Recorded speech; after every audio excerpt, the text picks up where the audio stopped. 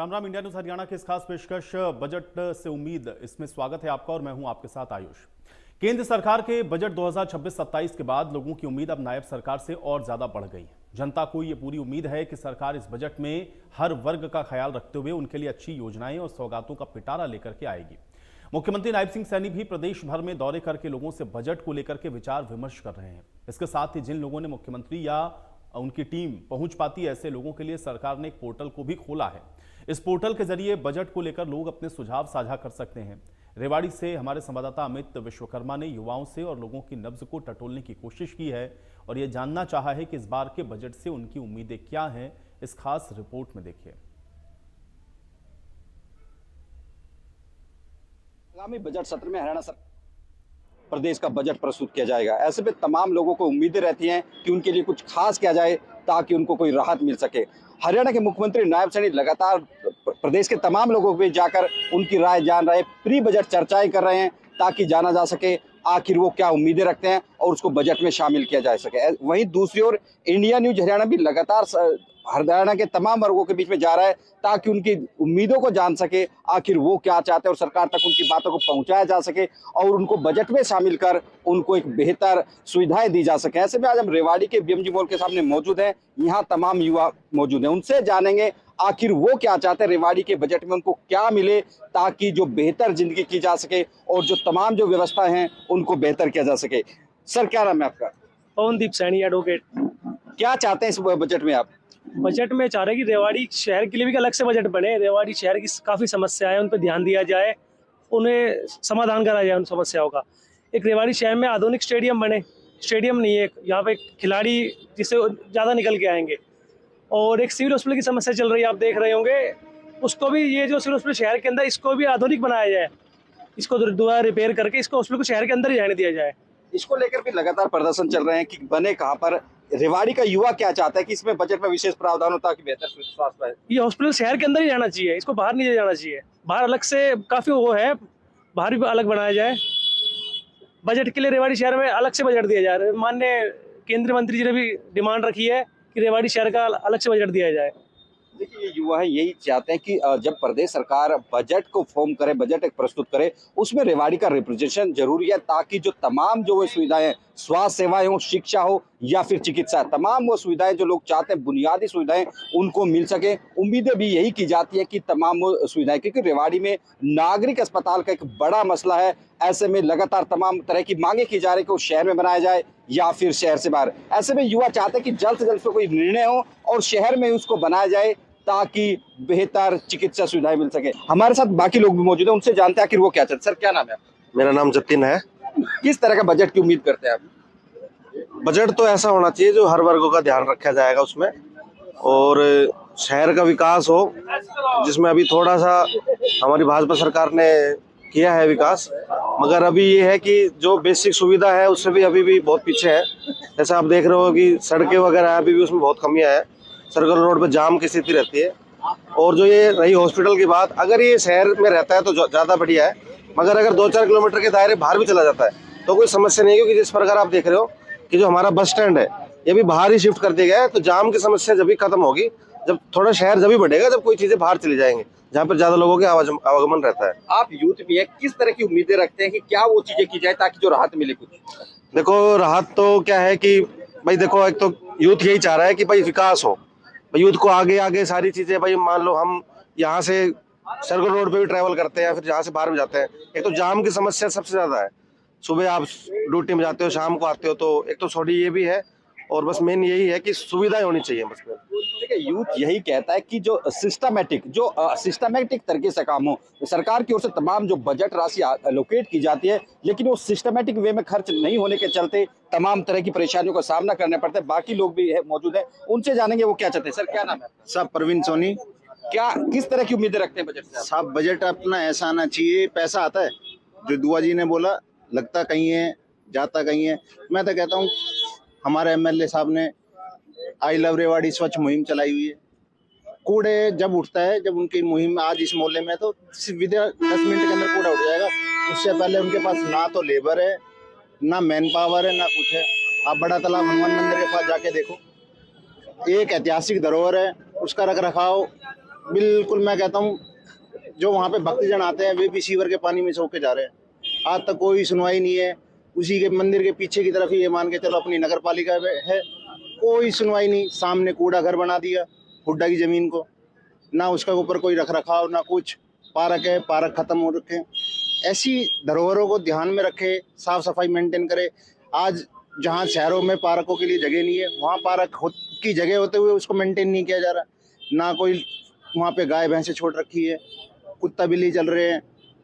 Park लगता ही नहीं है, ऐसा लगता है मुर्दा घाट सा हो। वो भी सफाई मिल जाएगी, वहाँ सफाई नाम की चीज़ आती है। हम कहते हैं लोग जागरूक हों, वहाँ पे साफ सफाई की मुहिम की जाए। रेवाड़ी को एक बंदा अच्छा नहीं बना सकता, आगे से कमेटी बनाई जाए। हम जैसे तो परेशान है, हम तो लाइनों में लग के थक गए। यहाँ प्रॉपर्टी आईडी की सही नहीं होती, एक आईडी वही आईडी में 10 बार सही करवा का है, उसके बाद वो आईडी किसी और के नाम चली जाती है, उसका कोई रेफरेंस नहीं है। हम तो बड़ी परेशान है यहाँ से। हम चाहते हैं कि मैनेज तरीके से काम हो। जो ये जगह पड़ी है, पार्क पड़े हैं, उनको मेंटेन किया जाए। उसके साथ में कूड़ा घर बना दिया। आज ब्रास मार्केट का हाल देख लो आप, कूड़ा घर बना के रख दिया उसको। हम कहते हैं भाई ब्रास मार्केट का हमारे एरिया का अच्छा साफ सफाई से मेंटेन हो। देखिए यूथ जानता है कि आखिर वो चाहता क्या है, लेकिन समस्या यही है कि पैसा लोकेट होता है लेकिन सिस्टमेटिक तरीके से उसका जो सदुपयोग होना चाहिए वो नहीं हो पाता। उसका खामियाजा रेवाड़ी शहर के लोगों को भुगतना पड़ता है। उसी की वजह से तमाम तरह की परेशानियां सामने आती है। तमाम लोगों ने रखी है, युवा है और जानता है कि आखिर किस दिशा में उन्हें आगे बढ़ना है, खुद आगे बढ़ना जानता है। लेकिन जिस तरह से जो सिस्टमेटिक दिक्कतें हैं रेवाड़ी शहर में, वो कहीं ना कहीं इनको दो चार होना पड़ता है। वो इनका दर्द इनकी बातों में भी झलकता हुआ दिखाई दिया और यही चाहते हैं कि बजट पहले से भी एलोकेट होता है, लेकिन सरकार उस पर फोकस करे। तमाम सफाई की व्यवस्था हो, स्वास्थ्य की व्यवस्था और कहीं ना कहीं जो एक आवारा पशुओं की समस्या, बेसहारा पशुओं की समस्या है, उसका कोई स्थायी निजात की जाए, अलग से कोई फंड एलोकेट हो या फिर कोई व्यवस्था की जाए। क्योंकि ये रेवाड़ी की नहीं, पूरे हरियाणा की समस्या है बेसहारा पशु। बाकी लोग भी जानते हैं कि सर क्या चाहते हैं। क्या नाम है? अश्विनी नाम है जी मेरा। किस तरह का बजट चाहते हैं? सर बजट से तो हर आदमी को बहुत अच्छा बजट की जरूरत पड़ती है। हर आदमी चाहता है कि बजट इतना बढ़िया है कि हमारे शहर का अच्छा उत्थान हो जाए और स्वास्थ्य के लिए और हर तरह के उसके लिए आपको बजट तो चाहिए ही चाहिए।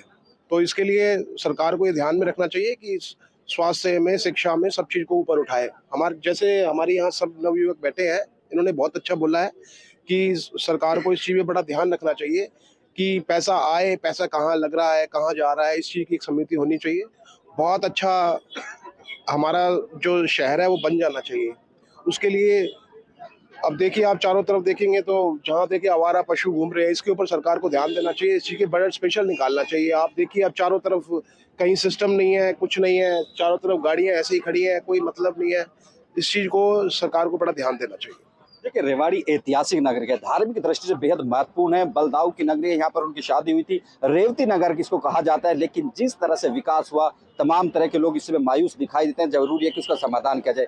वहीं औद्योगिकरण की बात करें तो जो हीरो होंडा है वो यहाँ से देश की सबसे बड़ी निर्माता, सबसे ज्यादा जो ऑटो व्हीकल्स बनते हैं वो रेवाड़ी से बनते हैं। ऐसे में औद्योगिक हब है, बावजूद इसके जो बुनियादी ढांचा था वो उतना मजबूत नहीं हो पाया जिसकी जरूरत है। केंद्रीय मंत्री राव इंद्रजीत सिंह ने पिछले दिनों बजट में मुख्यमंत्री को अपने सुझाव भी रखे। तमाम उसमें मसले मौजूद थे जिनका समाधान नितांत आवश्यक है और मुख्यमंत्री को इस पर गौर करना होगा ताकि रेवाड़ी को एक बेहतर व्यवस्थाएं दी जा सके। और जिस तरह से औद्योगिकरण बढ़ रहा है और सामरिक दृष्टि से भी बेहद महत्वपूर्ण 4 हाईवे रेवाड़ी से निकलते हैं। ऐसे में आने वाले दिन रेवाड़ी के होंगे, लेकिन जरूरी है कि बुनियादी ढांचा मजबूत किया जाए। हमारे साथ बाकी लोग भी मौजूद है। साकेत धिगड़ा रेवाड़ी शहर के एक्टिविस्ट है, सोशल एक्टिविस्ट, लगातार तमाम मुद्दों पर अपनी बातें रखते हैं। उनसे भी जानते हैं आखिर वो क्या चाहते हैं। सर क्या उम्मीद रखते हैं? जी, सबसे पहले तो इन सबने बात बताई, सबसे ज़्यादा जो एलोकेशन बजट में होनी चाहिए वो सैनिटेशन के ऊपर होनी चाहिए।